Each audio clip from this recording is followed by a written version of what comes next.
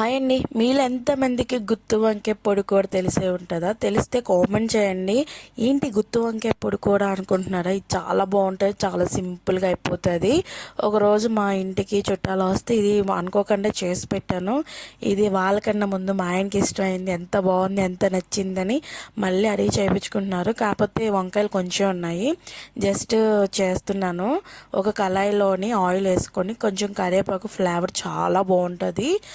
దీంట్లోని ఒక గుత్తి వంకాయ 4 గుత్తులుగా కోసేసుకొని ఆయిల్ వేసుకొని కొంచెం ఉప్పు, పసుపు, ఉప్పు కొంచెం కట్ట సరిపోయినట్టు వేసుకోండి. వేసుకున్న తర్వాత కొంచెం ఇది మాత్రం సిమ్లోనే అవ్వాలండి, అలాగే కూర అంది.